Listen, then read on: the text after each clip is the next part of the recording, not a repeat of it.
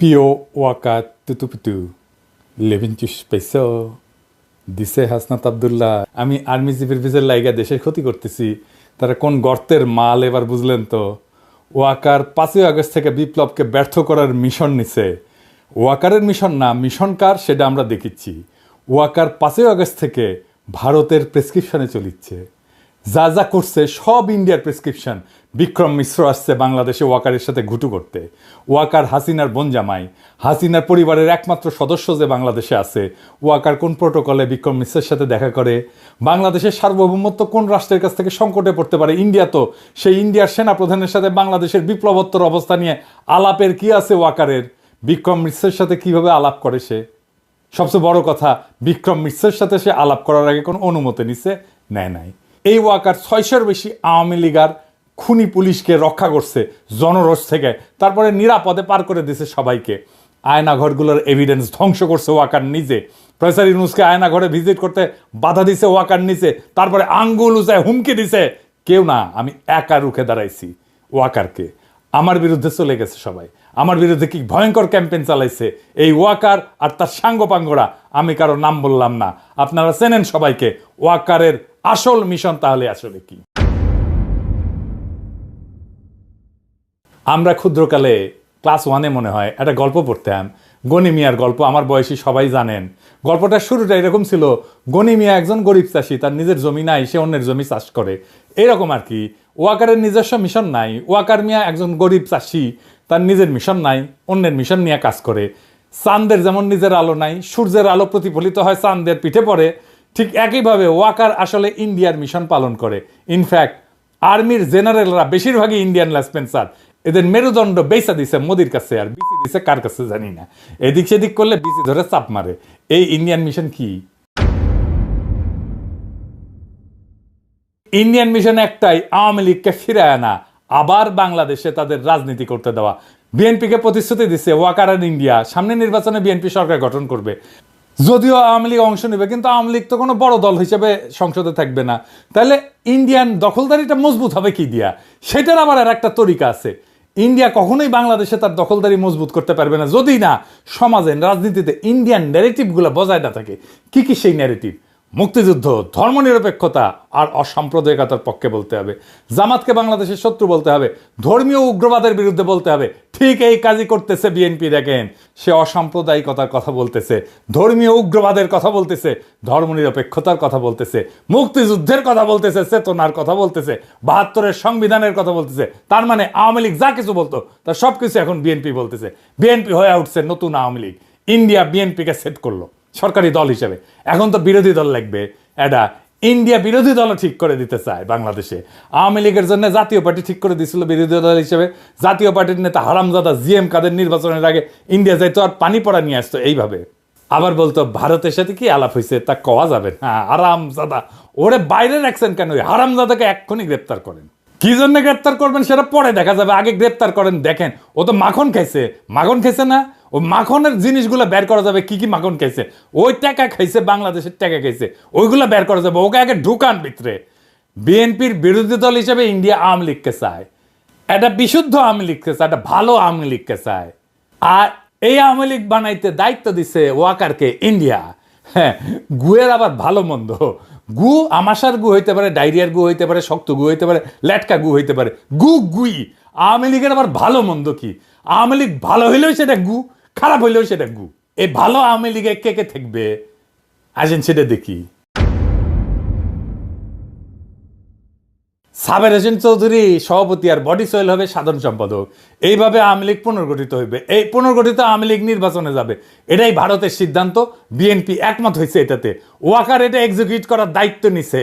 ওয়াকার এটা ঠিক করে দিবে। সবাইকে ডাকিচ্ছে, হাসনাতদেরকেও ডাকিছিল। সব রাজনৈতিক দল এটা ওকে করে বলে দিয়ে আসছে।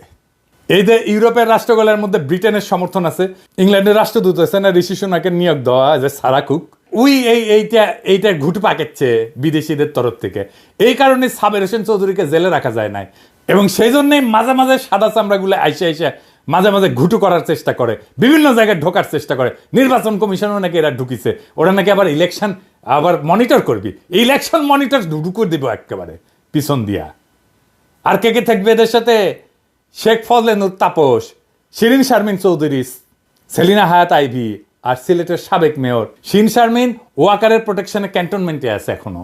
টাইম মতো ওয়াকার বের করবে, মানে ইন্ডিয়া যখন বলবে আর কি ওয়াকারকে। ও তো আবার ইন্ডিয়ার কথা ছাড়া সরে না, হাগামতাও করে না ও ইন্ডিয়ার কথা ছাড়া। শালা এমন একটা দেশ বানাইছি যার সেনাপ্রধান শত্রু দেশের আদেশ না শুনে কিছু করে না। Now, coming on to specifically what you asked for Bangladesh, as far as Bangladesh is concerned, it is too early for to take any decision for us. I am very clear, the present military to military relationship is very strong, and we keep exchanging notes on regular basis to avoid any kind of a misgivings. Waker আবার চালাক আছে, বলে army ইনস্টিটিউটের ক্ষতি করা যাবে না, কারণ হাইসানি। হ্যাঁ, যখন প্লট নেওয়া, গাড়ি নেওয়া, কদম বুসি খাওয়ার হাসিনার হোকাচাটা, তখন জেনারেলরা, আর যখন বাম্বু খায় জেনারেলরা, তখন ইনস্টিটিউটের পিছে লুকায়, মানে সৈনিকদের পিছে লুকায়। 5ই আগস্টে পেট মোটা ওয়াকার সৈনিকেরা তোমার সাথে ছিল, জুনিয়র অফিসাররা তোমার সাথে ছিল। জুলাই আগস্টে তো তুমি ছিলা হাসিনাকে ক্ষমতা রাখার মিশনে, হাসিনা হোকাচাটার মিশনে ছিলা।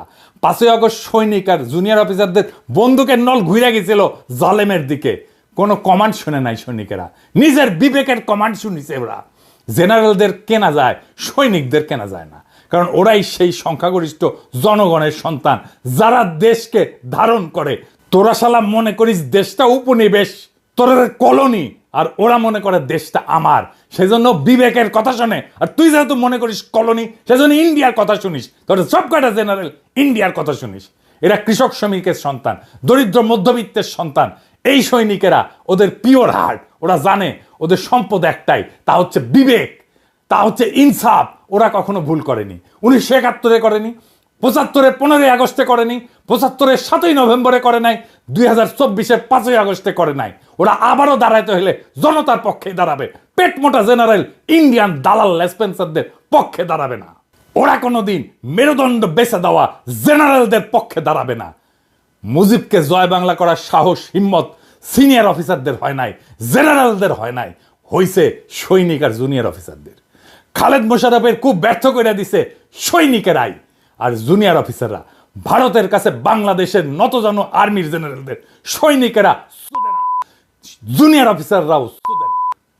ওয়াকার বাংলাদেশের সেনাপ্রধান থাকার নৈতিক অধিকার হারাইছে, বাংলাদেশের সেনাবাহিনীর ইজ্জতকে সে ধ্বংস করে দিছে, নিজের পজিশনকে সে খুনি হাসিনা তার দলের স্বার্থ ভারতের আজ্ঞায় পালন করতেছে। জনগণের টাকায় বেতন নেওয়ার নৈতিক অধিকার ওয়াকারের নাই। জনগণের টাকায় বেতন নিয়ে ইন্ডিয়ার এজেন্ডা পালন করা যায় না ওয়াকার মিয়া। এখন বুঝছেন কারা ছাত্রদের বিরুদ্ধে দুর্নীতির অভিযোগ ছড়াইছে, কারা ছাত্রদের ভিতরে অনৈক্য সৃষ্টি করেছে, কারা নাইদের মিটিংয়ে বরিশালে ঝামেলা করেছে, কারা ওর বিরুদ্ধে রয়্যাল এজেন্ট হওয়ার অভিযোগ তুলিছে, কারা আমাদের বিপ্লবী জনতাকে মব বইলা অভিহিত করেছে, কারা আমাদেরকে বাংলাদেশের স্থিতিশীলতার শত্রু বলছে। এদের ভুলে যাবেন না। আপনারা সবাই রেছে নেন, যারা বাংলাদেশের রাজনীতিকে ষড়যন্ত্র দিয়ে ব্যাখ্যা করে তাদের রাজনীতি পরাজিত হবে। আজকের শিক্ষা এটাই, আমাদের রাজনীতি বিজয়ী হয়েছে। আজকের করণীয় কি এখন তাইলে? প্রথম করণীয়, ওয়াকারকে পদত্যাগ করতে হবে। সেনাবাহিনীর ভারতপ্রেমী জেনারেলদের উৎখাত করতে হবে। সেনাবাহিনীতে একটা সংস্কার কমিশন বসাইতে হবে। গুম খুনের কুশীলব সকল অফিসারদের পুলিশের হাতে সোপর্দ করতে হবে। জুলাই বিপ্লবে যে অফিসাররা নিজেরা গুলি চালাইছে, গুলির অর্ডার দিছে, তাদের পুলিশে সোপর্দ করতে হবে। কর্নেল রেদওয়ান কেমনে চাকরি করে ওয়াকারের বাচ্চা, আমাদের ছেলেদের উপর নিজের হাতে গুলি করে রেদওয়ান কেমনে আমাদের টাকায় বেতন নেয় সেনাবাহিনীতে থেকে। এখনো বেতনের টাকা কি মিয়া তোমার বাপের জমিদারি থেকে দাও ওয়াকার? ইনস্টিটিউটের সম্মান নষ্ট করা যাবে না, তাই না মিয়া? বেকুবের বাচ্চা তুমি মিয়া, সম্মান নষ্ট করলা কার? ইনস্টিটিউটের সম্মান নষ্ট করছে কে? আর্মির সম্মান নষ্ট করছে কে? কইছিলাম না হারকুলিস হবা না, বুকের মধ্যে স্টেন্ট লাগাই রাখছো, হার্টের রুগী, ওই হাডুন তোমার নাই। তোমারে কইছিলাম আঙ্গুল তুলবা না, ওই আঙ্গুল আমরা চিনি। সকল আওয়ামী লীগারদের সরকারি চাকরি থেকে বরখাস্ত করতে হবে। সকল আওয়ামী লীগের ব্যবসায়ীদের ব্যবসা জব্দ করতে হবে। অনলাইনে অফলাইনে যারা লিগেল লেসপেন্সারি করতেছে তাদের নিষ্ক্রিয় করতে হবে। কিভাবে করবেন আমরা জানি না। আওয়ামী লীগের সকল পদধারী নেতার অ্যাকাউন্ট জব্দ করে তাদের সকল টাকা রাষ্ট্রীয় কোষাগারে জমা করতে হবে। নয়তো আমরা একদিন করে এক এক এলাকা ঘেরাও করব, জনতার ব্লক রেট দেব, আর একটা একটা করে আওয়ামী লীগের ধরে ধরে ঝুলায় দেব, টাঙ্গায় দেব। একটা জায়গায় করবেন এই অপারেশন, ঠান্ডা হয়ে যাবে সারা দেশ। বাংলাদেশে আওয়ামী লীগ বা ভারতীয় আধিপত্যবাদ ফিরবে না, ফিরতে দেওয়া হবে না। যতই তার পিছনে ইন্ডিয়া থাকুক, ইন্ডিয়ার লেসপেন্সার ওয়াকার থাকুক, জেনারেলরা থাকুক, সিভিল মিলিটারি ব্যুরোক্রেসি থাকুক, প্রথম আলো থাকুক, ডেইলি স্টার থাকুক, বামেরা থাকুক, আর বিএনপি থাকুক, এমনকি প্রফেসর ইউনূস থাকুক, আওয়ামী লীগকে রাজনীতি করতে দেওয়া হবে না, আওয়ামী লীগকে নির্বাচন করতে দেওয়া হবে না। বাংলাদেশের দরকার হইলে আর একটা জুলাই হবে, দরকার হইলে আবারও রক্ত দেব, আবার লড়াই হবে, দরকার হইলে নতুন বিপ্লবী সরকার আবার গঠিত হবে। এই চূড়ান্ত লড়াইয়ের আহ্বান জানায় গেলাম। সিপাহী জনতার দরকার হইলে আবার মাঠে নামবে 7ই নভেম্বরের মতো, 15ই আগস্টের মতো, 5ই আগস্টের মতো। 5ই আগস্টের ভুল আমরা আর করব না, জান দেব কিন্তু জুলাইয়ের অর্জন দেব না ইনশাল্লাহ। খোদা তাআলা আবার আমাদের বিজয় ছিনিয়ে আনার তৌফিক দিন। ইনকিলাব জিন্দাবাদ।